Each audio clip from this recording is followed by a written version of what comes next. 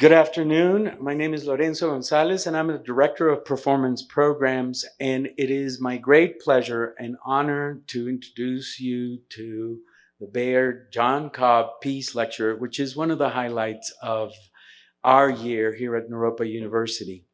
So thank you very much for attending, and for all of you who are online watching, thank you so much for joining us. Today's guest, Rowena Alegría, will be introduced by our president, Charles Leaf. So please welcome Charles Leaf. Good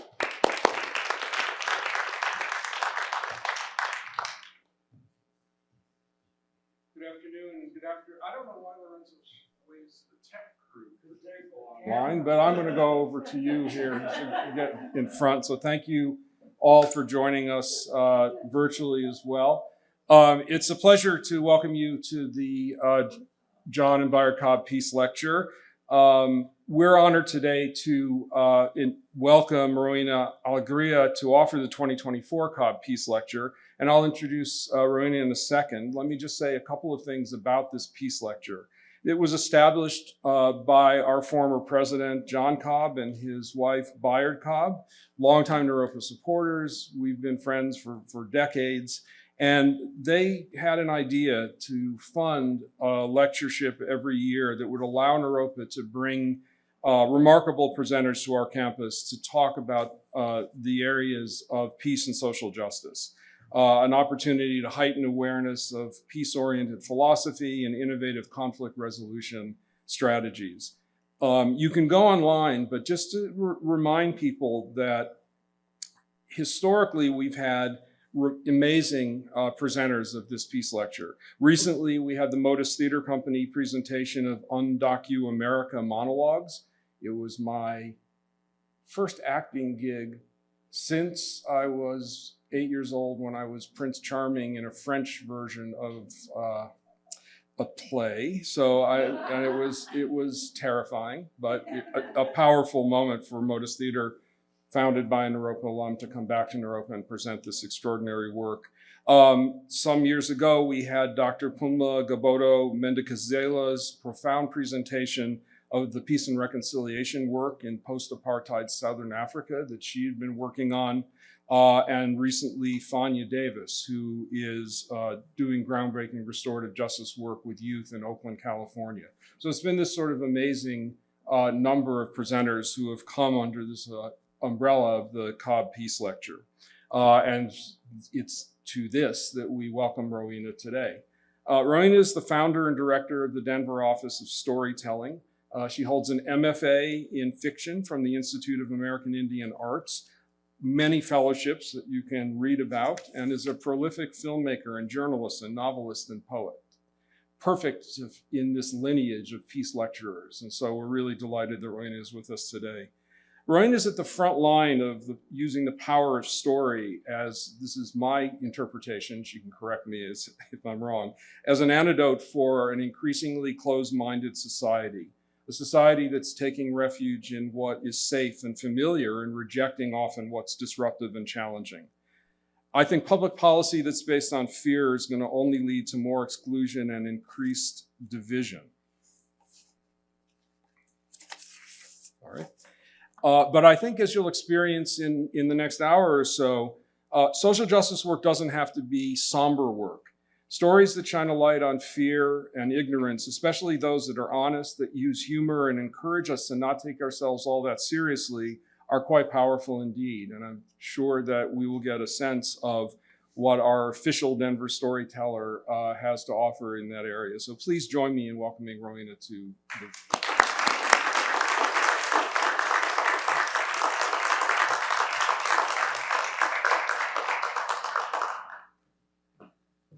Hi, everybody.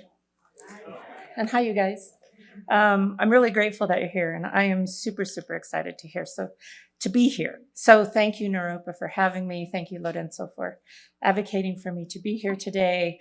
I'm really excited to share a whole lot of stuff with you today. I worked really hard on this, so I'm excited to share it with you and then excited to talk about it. Y'all are familiar with the saying, no justice, no peace, correct? Okay. Just in case, The saying is a popular call and response for protests. Okay, ready? No justice, no peace. No justice, no peace. No justice, no peace. When I titled these remarks, I had that phrase in mind. And I'd like to walk you through my reasoning for that. I believe that injustice fosters much of the world's suffering.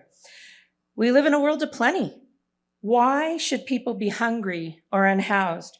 Why should they be victimized for the color of their skin, their religion, their disability, or who they love? Surely, greed and cruelty factor in. There's no denying them. But we also have misunderstanding and misinformation and a resulting loss of empathy and compassion. We also suffer a legacy of unjust policies. Think, for example, Jim Crow and redlining on the more recent end that make it really difficult for generations of the targeted populations to thrive. Stories played a role in all of the above, and stories foster both justice and injustice. For the entire existence of mankind, story has provided humankind a formidable tool. Story has always helped us understand the world around us, how to stay safe, where to go, what to eat, what not to eat, what it means when the sky goes dark in the middle of the day. Story teaches us how things work. It's a very common way of conveying information. It's how we learn about our ancestors and our government, about our friends and our neighbors. Stories help us imagine. What might it be like to travel through space or time, to live in another country on the other side of the tracks, in Gotham City or the Republic of Gilead, or in a world without books? Stories help us to define ourselves and others. They help us create social contracts that inform, for example, how we view migrants. Stories can make us cry and laugh. They can help us heal. Stories help us make sense of things. They provide a framework for understanding our experiences. They help us see patterns, make connections, and draw conclusions. By sharing story, we uncover our own truth, and we allow others to relate to that truth, to walk in our shoes. Stories have the potential to build empathy and understanding. They also have tremendous capacity to entertain, which adds to their power. If story makes us feel something, we are more likely to pay attention and remember. Stories have immense power. They are hardwired into our biology. This means, of course, they can be used for and against the greater good. A couple of weeks ago, I was in West Texas as part of a writing fellowship to work on these remarks and on a novel, which includes a lot of history, some of it from Mexico all the way back to Tenochtitlan more than 5 centuries ago. Have you all seen these? They came out last year and were put together by a team led by Thomas Cole to show what Mexico, Tenochtitlan, looked like in 1518, before the Spanish arrived. Bernal Díaz del Castillo, one of Hernán Cortés's men, described the capital of the Mexica Empire this way. When we saw all those cities and villages built on water, and the other great towns on dry land, and that straight and level causeway leading to Mexico, we were astounded. These great towns and shrines and buildings rising from the water, all made of stone, seemed like an enchanted vision from the tale of Amadis. Indeed, some of the soldiers asked whether it was not all a dream. It was also wonderful that I do not know how to describe this first glimpse of things never heard or never seen and never dreamed of before. He wrote that description in 1565, 44 years after the Spanish destroyed the city and used the rubble to start building what would become Mexico City. From where I was during the residency, a tiny town near Big Bend National Park, there were vistas that looked right over the border and into Mexico. As you might imagine, there were Mexicans or Mexican Americans in the town, So I was marginally surprised to find in the local library only one book on Mexican history titled Fire and Blood, A History of Mexico, originally published in 1974. I'm going to share a little and ask you to consider the language and its impact. The Amerindian spirit was strong, but it broke. The hardworking masses who once cheerfully supported a vast, surrealistic, but impressive civilization, and who had eagerly cooperated with the early friars, changed drastically over the years. All early Spanish accounts described the Indio as curious, energetic, good-humored, and cooperative. Now, Spanish writings showed them as withdrawn, sullen, and sometimes vicious, with a deep hatred veiled by a pose of apathy and stupidity. Notice how the Mexica or Aztec civilization, the city of Tenochtitlan, morphed from great and wonderful to surrealistic and impressive. I'm not certain I even know what the former means, and how easily we've gone from cheerful to lazy, vicious, and stupid. The author continues to describe the first Mexicans as drunk and violent murderers who destroyed themselves. According to all indigenous records, the excessive use of alcohol was unknown or forbidden in the old culture. In his unhappy new world, the Mexican Indio retreated into drug use. He began to stupefy himself with pulque, an unsanitary fermentation of the juice of the maguey plant. Normally sad and passive, the drunken Indio often exploded into violence and murder. Alcohol abuse became endemic among many Amerindians and completed their destruction. The Hispanic American Historical Review said in a gentle and benevolent review of this book in 1974, the basic problem here is one of historic selectivity. To accentuate the treasons and betrayals, to insist upon the malevolence and misanthropy, to dwell upon rape and depredation, and to emphasize the fire and blood without a sufficiently corrective dose of the best in the historical tradition is to distort the record and do a disservice to Mexico's past. And yet, the book was reissued 35 years later without any updating based on newer research or thinking. And they made an audiobook just 10 years ago of a problematic 50-year-old book. The bottom line? This take has been around for centuries and is not going away anytime soon. Its language and language from books like it will continue to inform and even support today's polemic. The idea of Mexicans as murderers and rapists is sadly not a new one. And in this West Texas town, which was Mexico until 1848, the one-dimensional narrative lives in real time, the only option on the shelves of the only library in town. This is just one example of a zillion I could give you, and honestly, I just stumbled on it while working. I found it important to include because it illustrates a valid point. To accentuate the negative at the expense of everything else is a disservice. It's, dare I say it, unjust.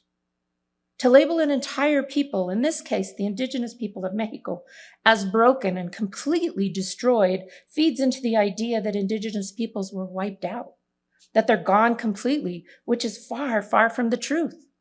In fact, according to the National Institute of Statistics and Geography, 25.7 million persons, that is 21.5% of the Mexican population, self-identify as indigenous. But having them gone serves the purpose it always has. It's much easier to displace a people, to extract their resources if they're absent or vicious or stupid. In her phenomenal TED Talk titled The Danger of the Single Story, the writer Chimamanda Ngozi Adichie tells about her life as a child in Nigeria, about growing up reading stories about characters that all had fair hair and blue eyes, about writing characters early on that all had fair hair and blue eyes, because everything she had read had created for her a single story that shaped how she viewed literature, what she thought literature had to be. In her talk, she says it's fairly easy to create a single story. Just show people as one thing and one thing only, over and over again, and that is what they will become. The single story, she continues, creates stereotypes.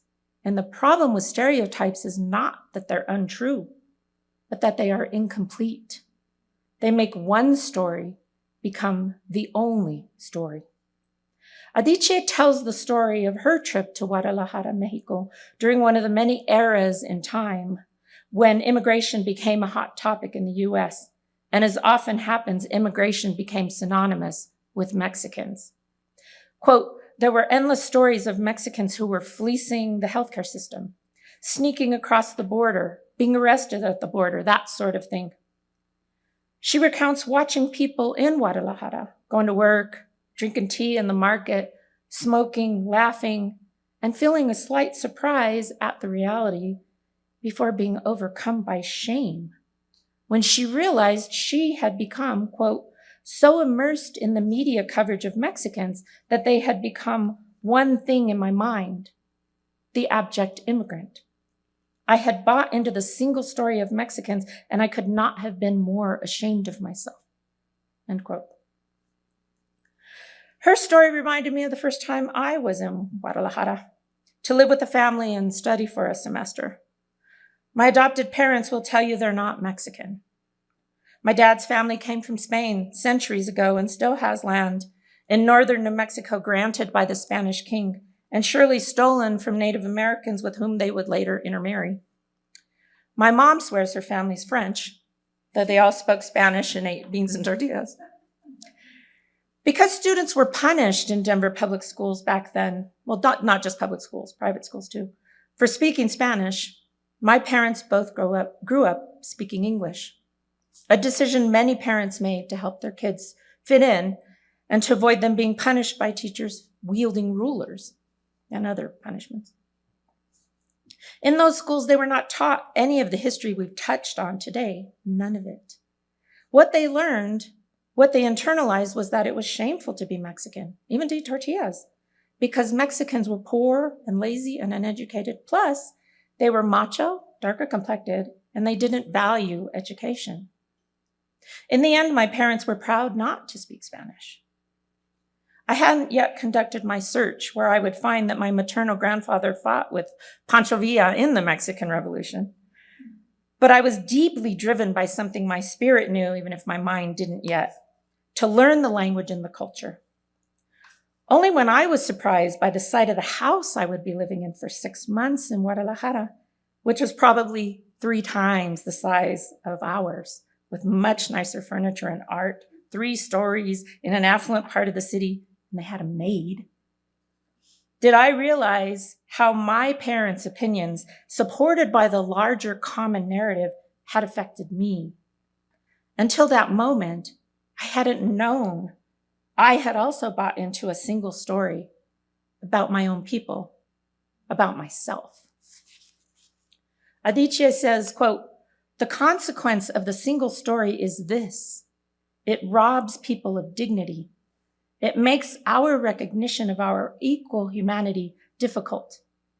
It emphasizes how we are different rather than how we are similar. It's fairly easy to buy into a single story, given that nearly 9 out of 10 books published in the United States were written by white writers. During what seemed like a racial reckoning in 2020, publishers made lots of promises, but the numbers haven't yet changed much.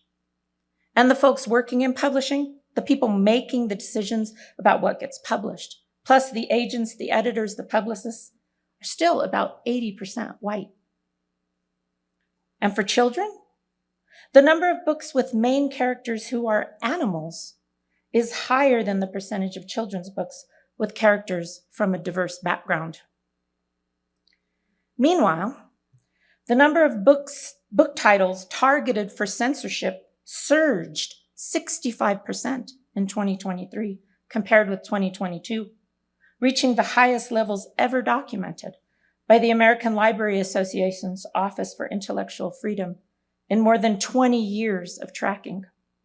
4,240 unique book titles were targeted for removal from schools and libraries. This tops the previous high from 2022 when 2,571 unique titles were targeted for censorship. Titles representing the voices and lived experiences of LGBTQIA+ and BIPOC individuals made up 47% of those targeted censorship attempts. As a writer myself, I have to ask, what would happen if more books by and about diverse peoples were made available? I came across a pretty great example of this just a couple days ago in the New York Times. Tommy Orange is an indigenous writer from Oakland whose first book, There, about urban Indians, was celebrated widely when it came out in 2019. It was a finalist for the Pulitzer Prize and won an American Book Award among many other honors. The book also apparently inspired a whole lot of students at the Millennium Art Academy in the Bronx. In the 3 years since they made the book a mainstay of the regular curriculum, the number of students taking the AP Placement Literature exam has more than doubled. Last year, 21 of 26 of them earned college credit, surpassing state and global averages. And the majority of them wrote about There. The Times story last week covered how Tommy rearranged his schedule to visit the school while on tour with his latest book. There, he was treated like a rock star by teenagers. You know, teenagers, that's amazing. Not everyone reads books, that's true. Far more people watch movies. Does Hollywood do a better job at reflecting the people who are watching? The University of Southern California's Annenberg Inclusion Initiative reviewed 1,600 top grossing films from 2007 to 2022, the largest study of its kind. They released their report in August of last year.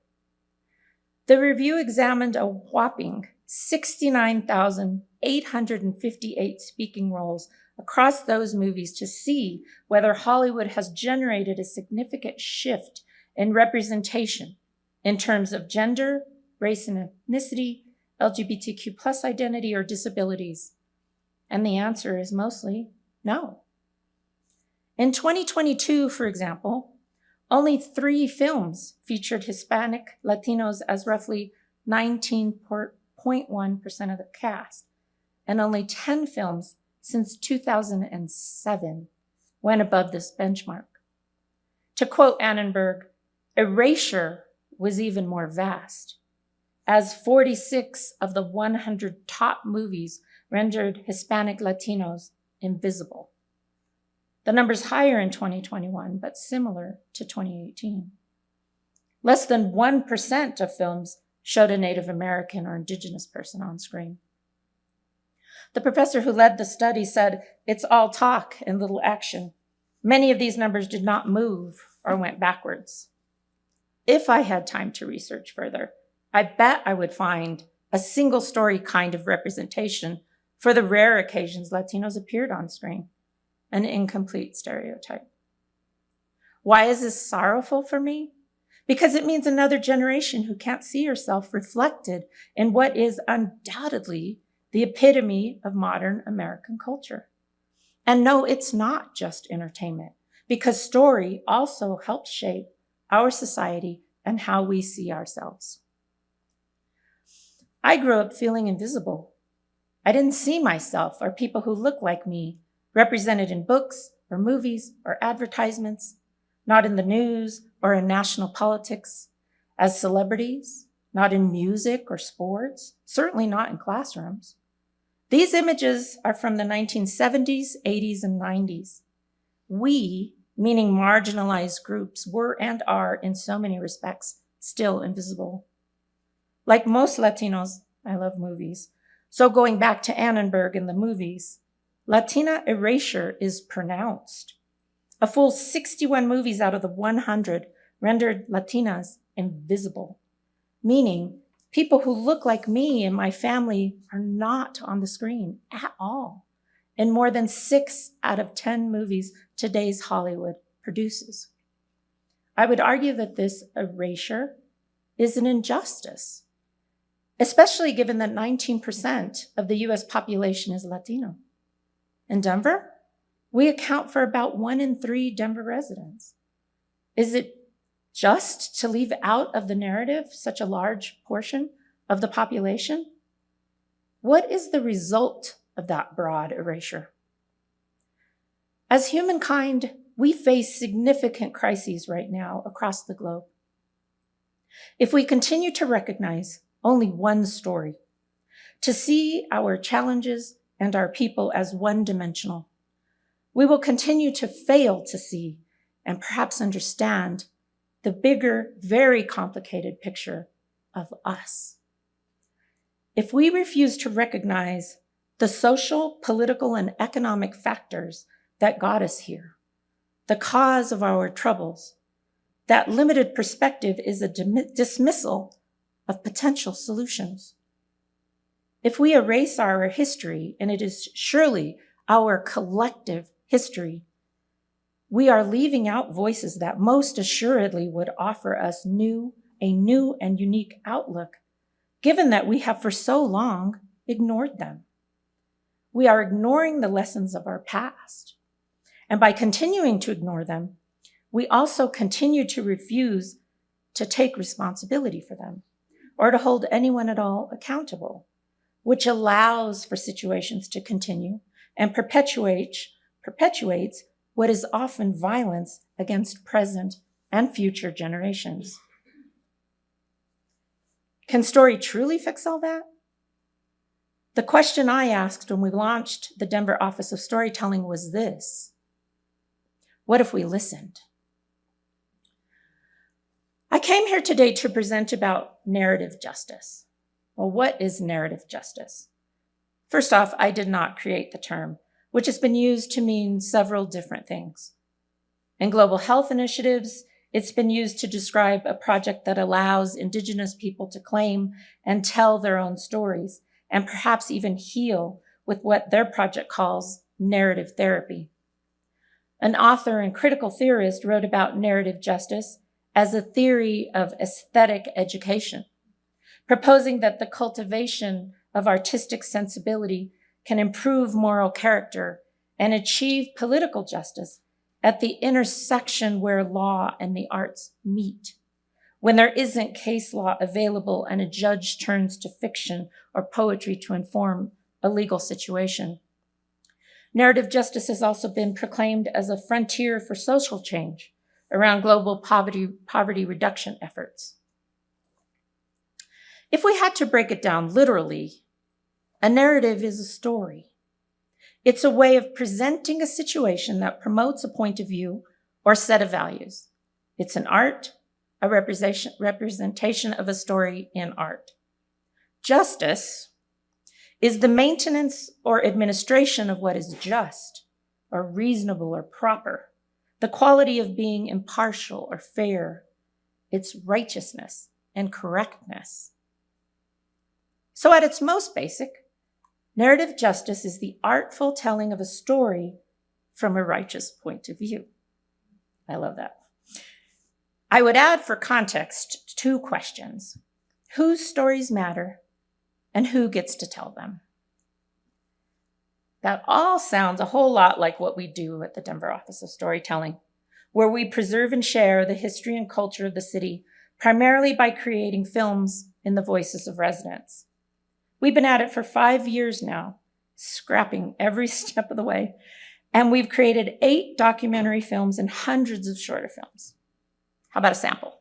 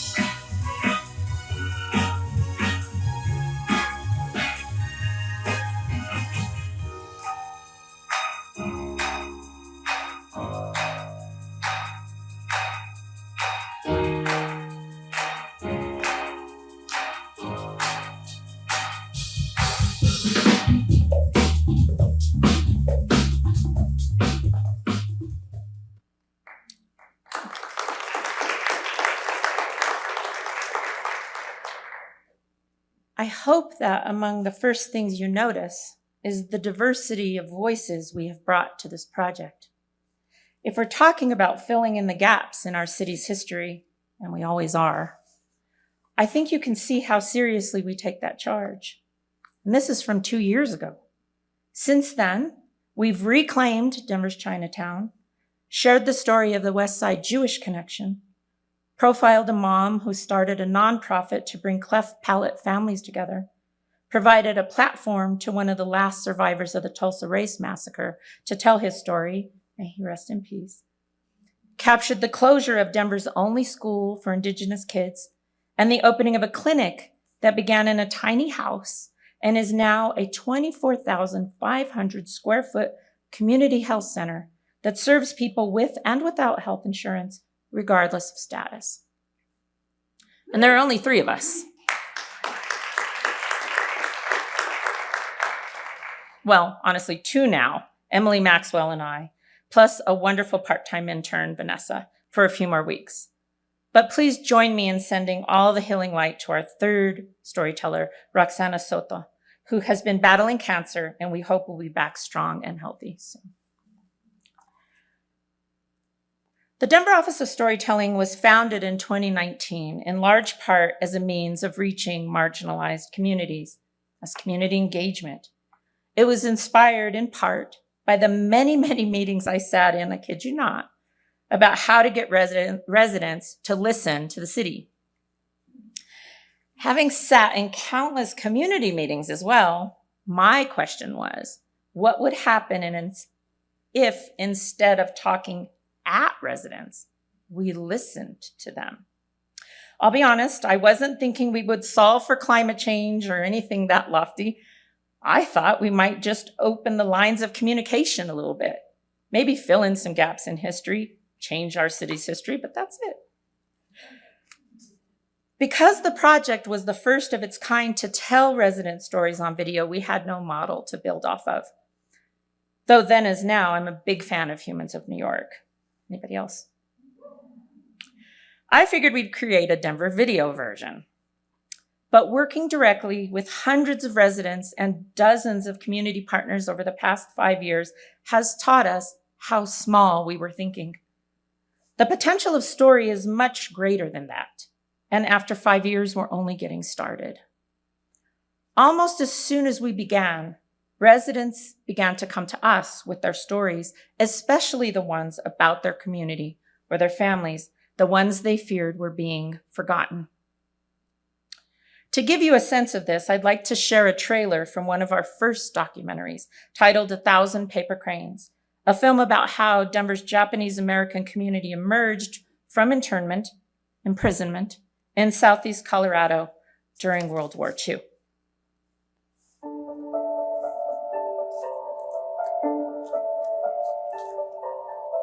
Imagine that the government comes to you and says that in 7 days you must vacate your house. What do you do with your property? What do you do with your crops that are in the field?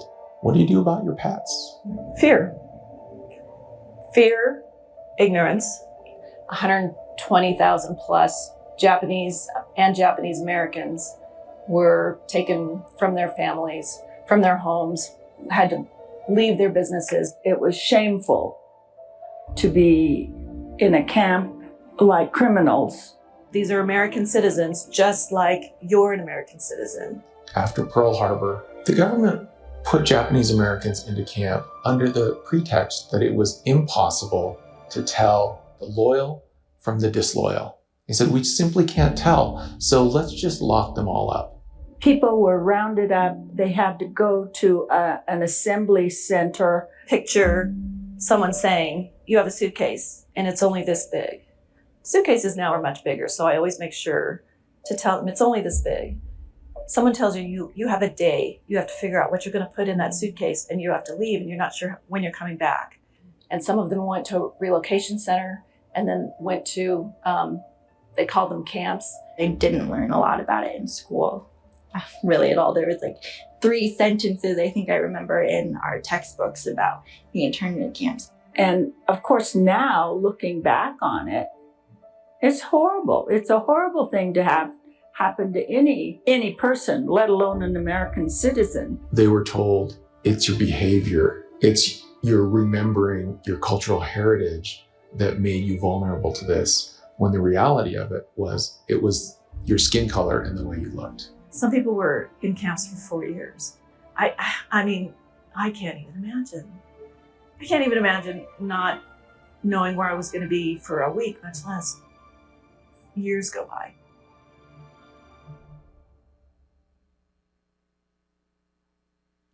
Oh, you can ignore the date. I'll continue this sec. This reminded me of something. We jumped up and down when we saw the color footage, the videos that we received, because this wasn't a long time ago. There are people who are still alive who are in those camps. And I mean, it's mind-blowing to think, it's treated like some footnote to our history, but it's a recent history. And then one other thing, and then I'll continue with my remarks as written.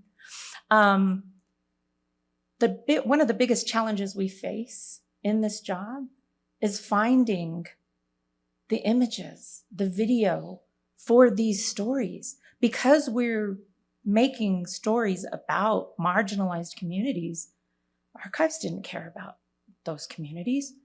News didn't care about those communities. They had limited cameras and options to be capturing their own photos. Very rarely do we find video.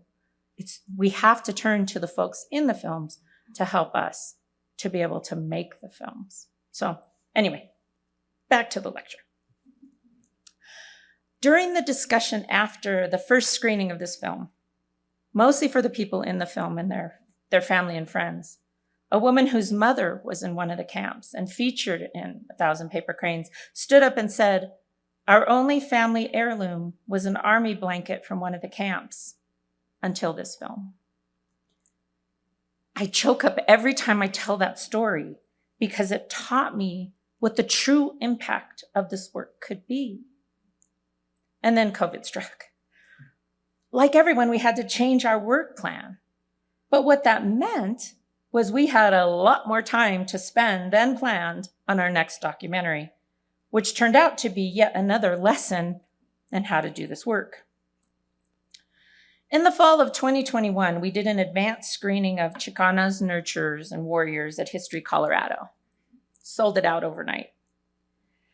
When tickets became available for the premiere at the Denver Film Festival a few weeks later, they also sold out overnight. And after the DFF screening, many people kept asking, when's the next screening? As of last Saturday, we have screened Chicanos 13 times, from Denver to Lafayette and from Pueblo to Vail. The film's on the website. No worries. The website's www.imdenver.org in case you missed it. All 51 minutes of this film can be screened at any time. The lesson learned? It wasn't enough to create the films, to interview the folks and capture some of the history. Oh no, we had to take the film into the community. We had to talk about the issues brought up in the film: racism, marginalization, access to jobs and education, to a seat at the table. We also had to talk about the history, the triumphs, the contributions, about how proud people were and how far they had come, what their friends and family members had accomplished despite the odds, and how grateful they were to see that legacy recognized by the city on a big screen in a professional manner, to have those voices uplifted by the city. And of course, we also had to hear more stories. Let me show you a clip. Just who am I? Am I an Americana? Am I a Spanish American? Am I a Latina? I'm proud to be a Chicano. Chicano means strength to me. Am I Hispanic?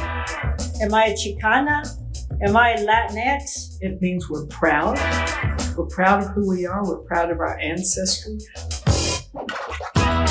I'm all of them. I'm all of them. Yo soy Chicana. It's about our culture. It's about family. It's about our food. It's about our language. We are probably some of the strongest women in this country.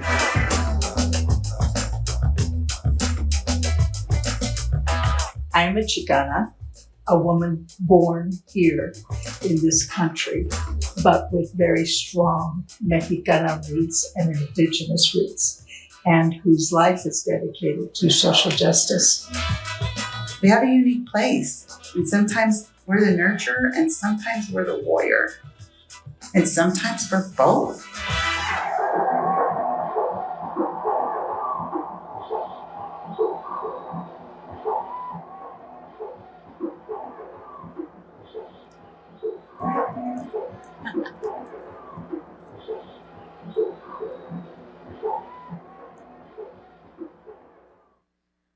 For our next act, we partnered with Landmark Preservation on the city's first Denver in Context.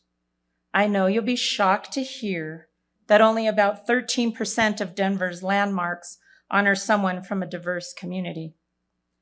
A couple of years ago, the city decided they probably should fix that, and they started with the Latino, Chicano, Mexicano community.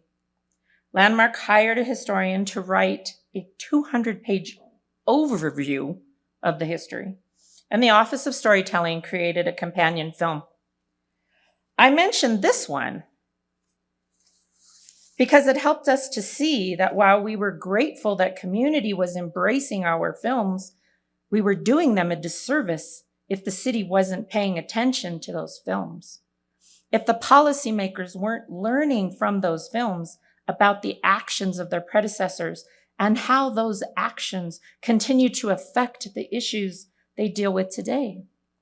In other words, there was great potential, that we're still working to realize, to bring voices that would otherwise not be heard into City Hall to help influence policy. And that's where no story, no peace returns. That's where the value of asking, what if we listened, returns. All politics are local, they say. And while the city can't figure out immigration policy all alone in Denver, for example, because those policies are set at the federal level, how the city responds to migrants, how we treat newcomers is up to current city leadership. The truth is, the city of Denver has been welcoming newcomers since it was founded. And those newcomers, we have learned, have faced many of the same challenges newcomers face today. Those same challenges of racism and marginalization, access to jobs and education, to a seat at the table. In fact, while so much has changed, a crazy amount has remained essentially the same. So what can we do differently? It is possible to learn from our history, especially if we broaden our definition of history to include story, that lived experience in a way that generally has not been given the respect it deserves. To quote Adichie one last time, it is impossible to engage properly with a place or a person without engaging with all of the stories of that place and that person. Yes, the challenges facing humankind are significant. And while story seems like a far-fetched route to peace, I see this. I see story, this formidable tool hardwired into our biology for humankind to listen, respond, and remember, being used for our greater good. I see the potential to broaden the single story, the stereotypes, into rich and complete narratives that acknowledge good and bad, victors and victims. I see humankind learning the lessons from that three-dimensional history and those contributions to make better decisions moving forward and maybe find some new solutions to some old and new problems. I see the opportunity to tell new stories, loads of them, in books and movies in every medium that reflect who we truly are. I see engaged students who treat the writers of books about characters who resonate with them like rock stars and go on to do amazing things because they saw themselves reflected as they are or as they want to be and realize either is wonderful.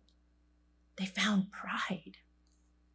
I see the healing that comes from not only the sharing of story, but the acknowledgement of it. I see leaders engaging honestly with residents, listening to them, hearing their stories and considering whether a policy adjustment is in order, changing the present and the future for the better. I see residents feeling honored and heard instead of forgotten. I see the chance for stories to inspire empathy and compassion, the recognition of our equal humanity and how similar we are. I see us recognizing the social, political, and economic factors that led to injustice and suffering, and including the people who have suffered in finding and enacting thoughtful solutions. I see us holding ourselves accountable for ignoring the lessons of the past by finally paying attention. And I see story leading the way for diversity to be honored and reflected in every decision made in City Hall and beyond by a community that feels connected to a rich and shared history. Peace is defined as freedom from disturbance or tranquility, as a state or period in which there is no war or war has ended. Does what I have described sound like peace? It feels like the kind of justice that has forever been denied many of us. And it feels like it might indeed lead to something that resembles peace. I'll take it.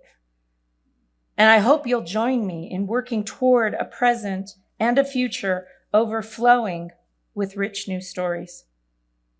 No story, no justice. No story, no peace. No story, no peace. Thank you.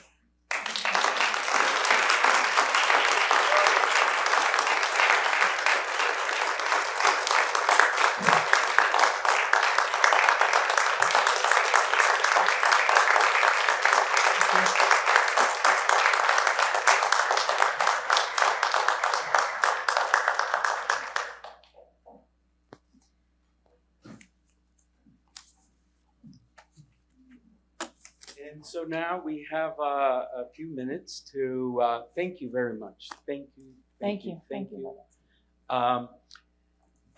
To engage in dialogue with Rowena, and if you have any questions, please come over here and use the mic. I'll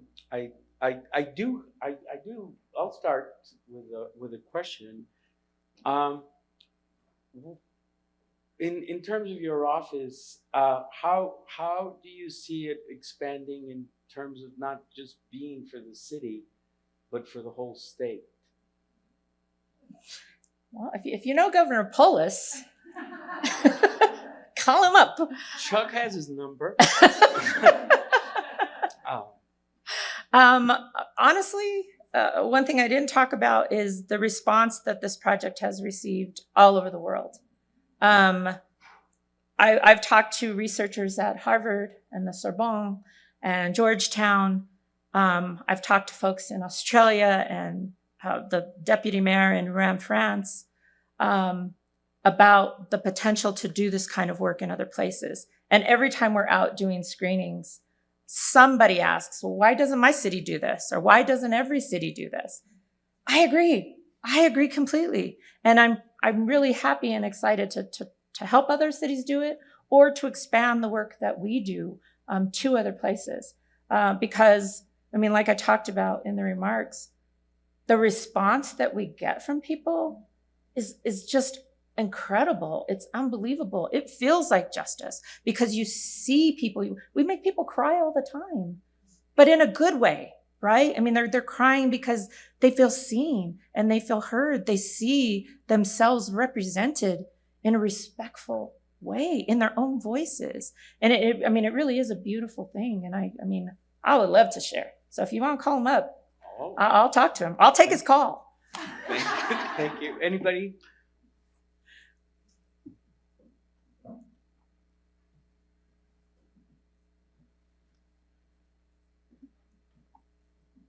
Thank you. Hi, I'm Zach. Hi, Zach.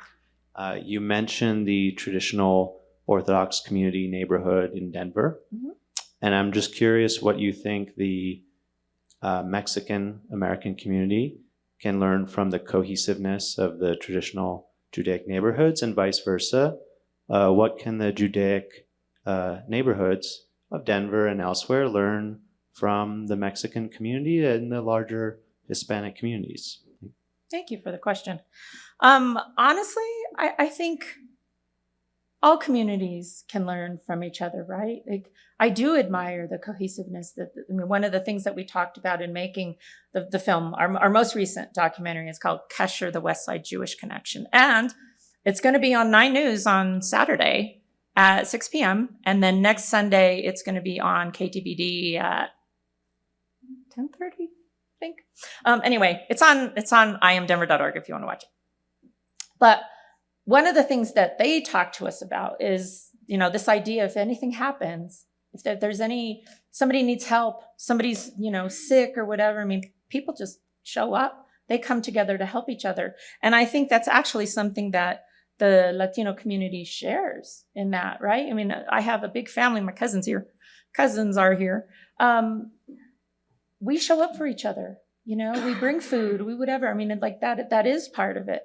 I think where the difficulty comes, and there has been difficulty in West Colfax, because there has been new communities coming in, some of them Latino in that neighborhood, but also now gentrification is encroaching. And I think the bigger problem is really with gentrification, because, the Mexican community and the Jewish community, they were communities, and they were moving in to build their families and to build community. And a lot of these folks who are coming in now, all respect to them, a lot of them are, they don't come from here. They don't have any roots here. They come here because Denver's a cool place to be right now. And they're buying these places that, like we talk about in the film, or they talk about in the film, their porches are 5 stories up. And the porches traditionally in the neighborhood are in front of the houses. And so people could talk to each other. And that some of that talking to each other and getting to know each other is not what it used to be. So, I mean, I don't know that entirely answers your question, but I would hope that, through more sharing of stories, communities are able to find these commonalities or find things that they can learn from each other that they may not be aware of just because they're not talking. Yeah. Thank you so much. Thank you, Zach. Any other questions?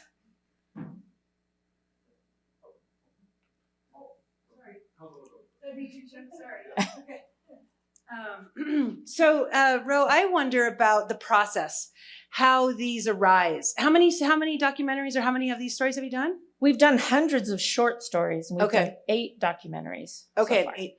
So how do both the stories and the documentaries arise? Is kind of like, did you wake up one night and go, oh, let's work on this community? And then how does the information come in to help you build out the story? Great questions. Okay. Yes, thank you. How the stories come about, I mean, because we are such a tiny team, a lot of times it's because of partnership. The Chicanos film, for example, came to us because History Colorado was in some trouble with the Latino community, and we're trying to create some new stuff to include folks that they hadn't included enough previously. And they called us up and said, do you want to be part of this project? So we started working on the Chicanos film, thinking we would partner with them. And that happens a lot, like the landmark preservation stuff. They came to us and said, would you help us do this? And we do that because it's my way of expanding our resources. And not necessarily that they give us money, because nobody gives us money, but it does give us a larger audience. It gives us more people to talk to. In the History Colorado example, I mean, that was kind of where we started our partnership. And they help us. Like the film we're working on now, we're working on a film about the Agency for Human Rights and Community Partnerships in Denver, which is where our office is housed, actually.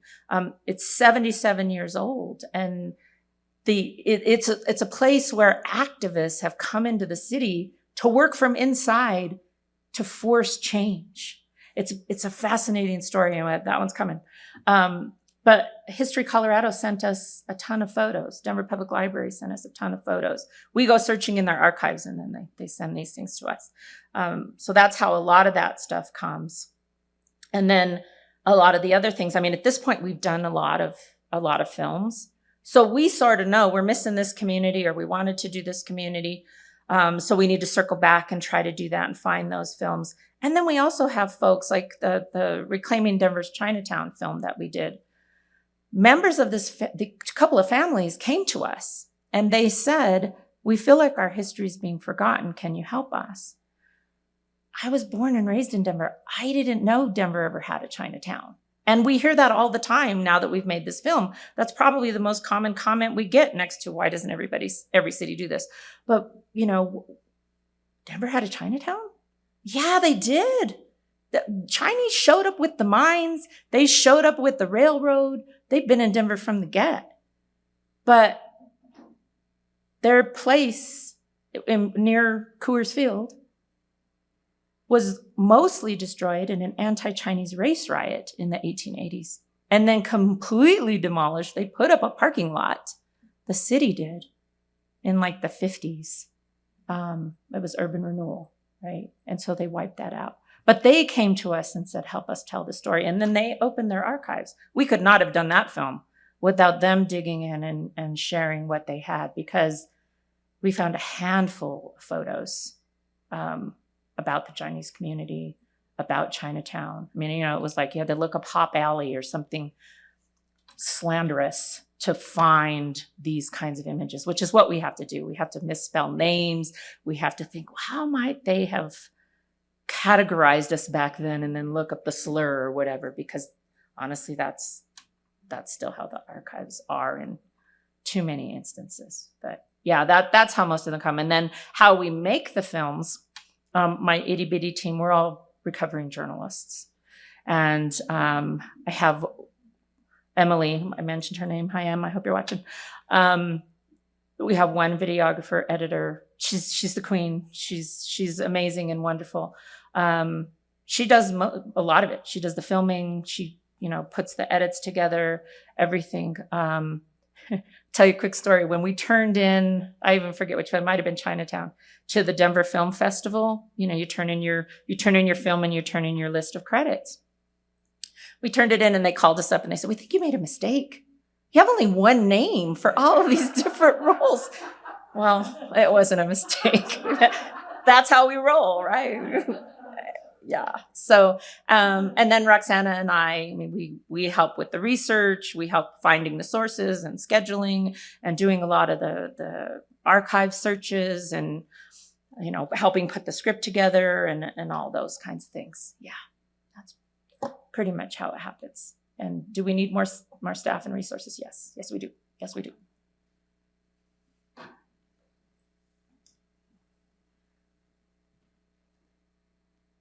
So seeing the names across the bottom here, I'm wondering if you could bring this in and say something about the successes or challenges of how this is being received by those that are holding power in the city and county, the mayor, the former mayor, the city council, et cetera. I mean, it's profound in terms of its community outreach part, but what's happening inside? That's a great question. You just want to get me in trouble. No, I'm kidding. This project was founded in partnership with former Mayor Michael Hancock. So he's still a big supporter of the work that we do. And the new administration, they don't know enough about us yet, to be honest. They're still new. They're still drinking from a fire hose. So we have had a couple folks from their team come. We did a screening with City Council of the Kesher film at the end of January. And one of their folks came and they were thrilled. They were super, super excited. We had 400 people show up to see this film. We sold it out, as we often do. And, people were really excited and asking lots of questions and talking about it and whatever. And I think they got a taste of the power of this project. The challenge, of course, is they're facing a whole lot of challenges and they're new. So they're still trying to get their arms around all of that. And then the challenge that we face, in all honesty, it's a city. They've got potholes to fill. They have, now migrants to house. They've got trash to pick up. There's a whole lot of responsibilities that fall under that general fund budget. So at its face, to look at storytelling and think, why do we even fund that? It happens, right? But speaking of city council, we had some of those questions very early on when we launched the project under Mayor Hancock. And now many of them, and even some of the newer ones, partner with us. I'm meeting with one of the offices next week, my team is, because they're interested in doing some storytelling too and looking to us to talk about, what they want to do, how they want to do it, how we can support them and potentially partner. We'll see.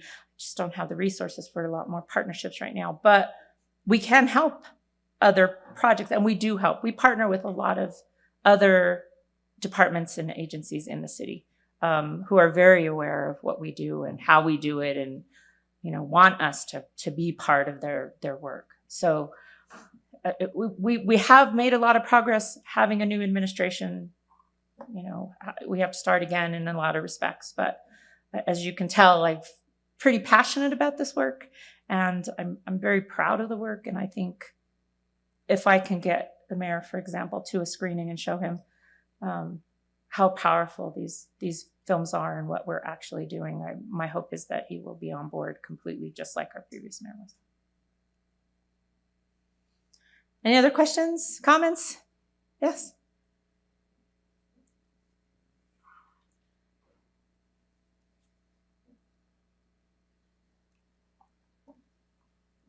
Thanks a lot for the beautiful presentation. So what I just hastily wrote down has 4 question marks, but it's actually 2 questions. Okay. Is that okay? Sure. I'll just read all of it. Okay.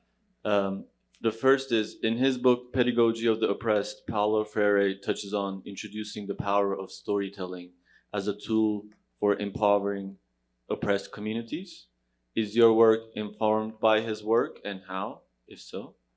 The second one is, if you were given the right resources, where do you see your work growing towards?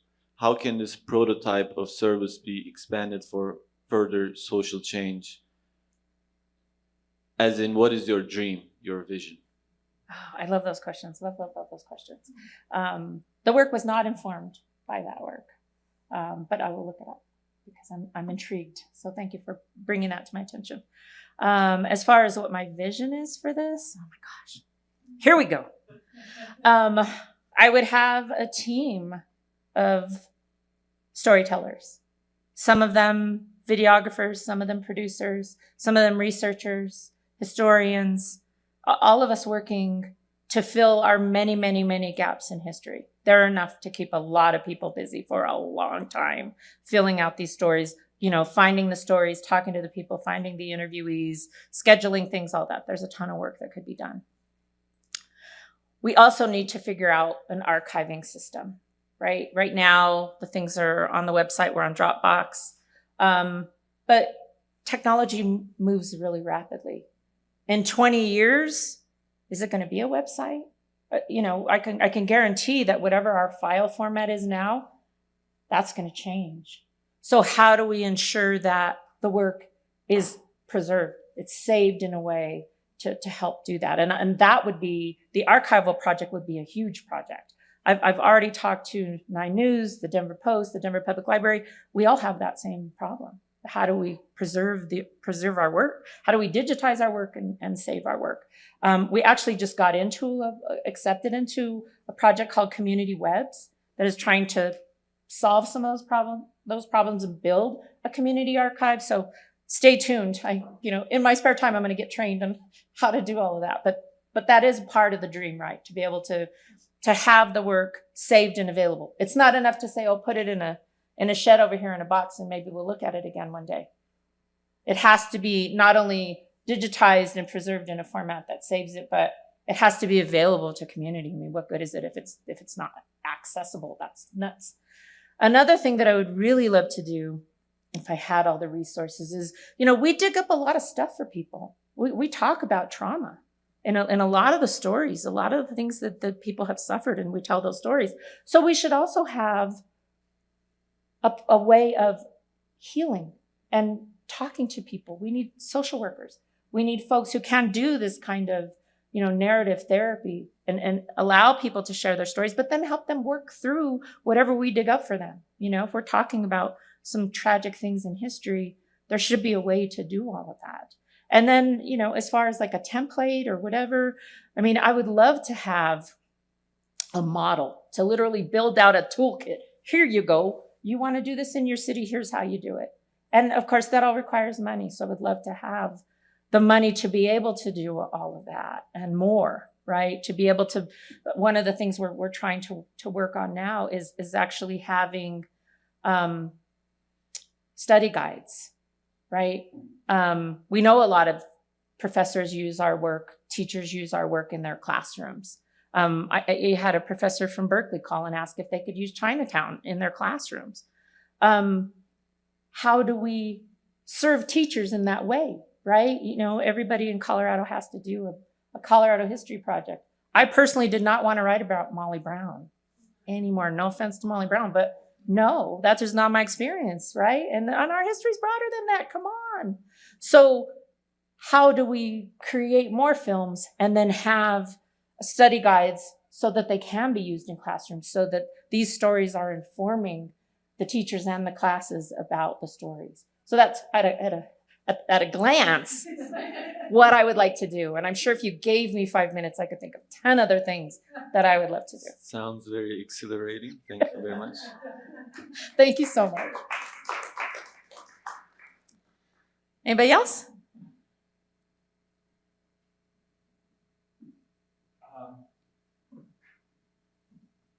No one else? Last chance. Last chance.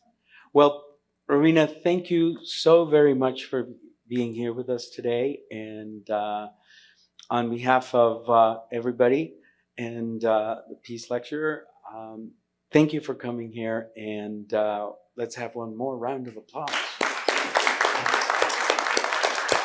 Thank you all. Thank you so much.